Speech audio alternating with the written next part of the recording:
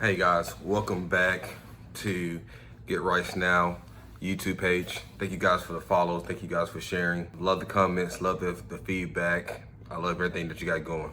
So just a recap of what I'm doing 3 videos a week. One is on law, one is on business, and one is on motivation. Those all 3 are different. Trust me, just follow me, subscribe, you'll find out.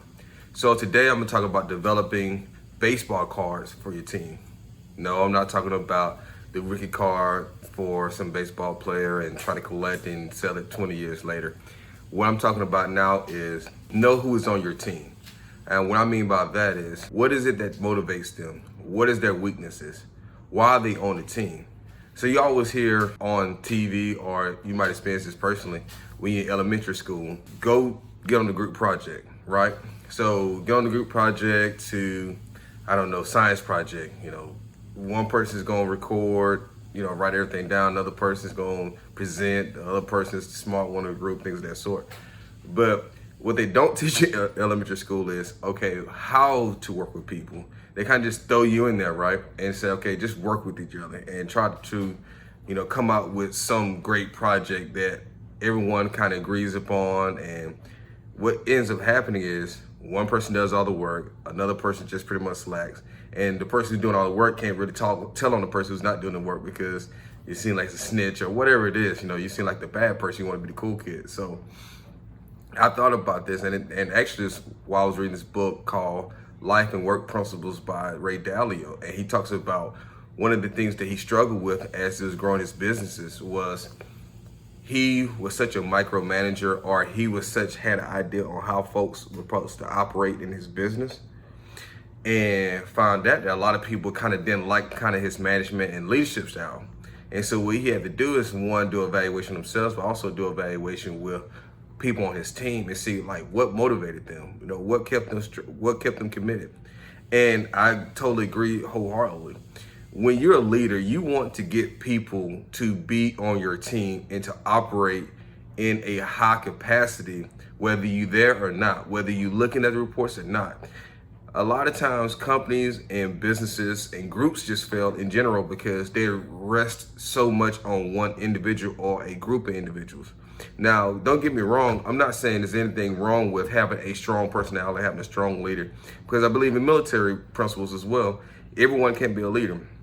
In a time of turmoil or when a decision needs to be made, somebody has to pull that trigger, right? Somebody has to make the decision, whether it's good or bad, and we all have to live with it. Hindsight is 20/20, so I definitely get it. But when you're trying to get a group of people to move in a certain direction, whether it's in a positive direction, you're trying to have effective change, it is very, very important to understand everybody that's on your team. And everybody on your team needs to understand everybody's on that team. So that's why I think it's good to have a baseball card.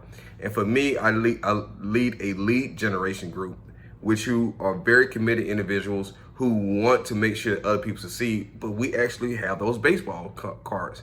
What is it about their family? What is it that they do? What can we do to make sure they're successful? What is it that they're wanting to do?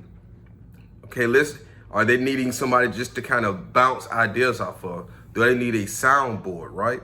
And what I tell people in my lead generation group, is study these cards. Just like you would do a Michael Jordan card, whether you would do a baseball card or whatever it is, you study it, because guess what? You want somebody to study you, right? You want somebody to be there for you and to make sure that you succeed and understand what do you need to grow to the next level. Next thing I'll say in regards to developing a baseball card for your team is clearly know and articulate the goal of the group. Okay? So this is easy in elementary school, right? What does that mean? When your teacher says develop a science project, okay, clear. It has whatever project you do, whether it's a erupting volcano or whether it is a paper mache, whatever it is, it has to be in the realm of scientific, right? Science, right? Excuse me. But when you're working on a group in a business setting or even a nonprofit setting, or whether it's just a small group, like for me, my lead generation group, I'm looking to provide leads. So I'm clearly communicating, and everybody in that group knows my purpose in this group is to create leads for other people. And therefore, other people are going to create leads for me. Third thing, I would say about developing baseball cards for your team is develop a plan to achieve the goal. I know it sounds crazy, right? But it's very simple. Develop some type of, whether it's a strict or loose plan, or where you're trying to go and how you plan to get there. It's one thing to say you want to be a millionaire, you want to be a billionaire, and you want to, I don't know, cure, some type of disease in the world. But what's your plan? Are you a scientist? Or are you a finance guy who's going to make sure that folks who have a certain amount of money is going to give to that cause? What is your plan? And I'm not saying that the plan has to be set in stone, but what they say, when you fail to plan, you plan to fail. I know that sounds crazy, right? I know it sounds crazy. I know it sounds cliche and cheesy, but it's the absolute truth. Have some type of working plan of where you're going to go. Don't just wake up one day and say, okay, I want to run a marathon, but you've not changed your diet. You haven't been practicing. You haven't even ran on a treadmill for 30 seconds. I'm not saying it can't be done, but I think it's very important to set realistic goals, because if you don't achieve those goals, what happens? You become bitter. You become so uptight. You get jealousy. Jealousy sets in because you're like, okay, why is this person achieving this and not you? But you don't know everything that person had to go through to get to that point. Truly. I mean, we hear people say it all the time, but here's the thing. A lot of people look at me, I know personally, and say, okay, Ronnie has a lax schedule. Ronnie is easy to get on camera and speak. Ronnie can do all these things, but they don't understand all the bloopers I've had. They don't understand all the video and learning, online learning that I did outside of my formal education to make sure that I'm providing value in a manner in which it can be digested. This just didn't happen overnight, guys. And it takes commitment. There was nobody over my shoulder telling me, hey, Ronnie, do this YouTube video, or Ronnie, do this blog. It was something that was a passion inside of me. But once again, I had a team of people around me, and I had to be strategic on developing a team. I had to develop specific people around me that's geared to help me move to the next level. Because here's the thing, and I always take this line from Pulp Fiction, where John Travolta and Samuel L. Jackson, he said there are known knowns, there are known unknowns, and there are unknown unknowns. Simply put, there's a lot of things we know, right? I know law, I don't know physics, but also I know I don't know physics. But it's some stuff I don't even know. Last thing I would say is, when developing baseball cards for your team, have a system of checks and balances along the way. It's the reason why our government have the structure that they have. Because if you leave one person to their own devices, things can go topsy-turvy. Things can get out of hand real fast. And it's important to understand, where is it that you want to go?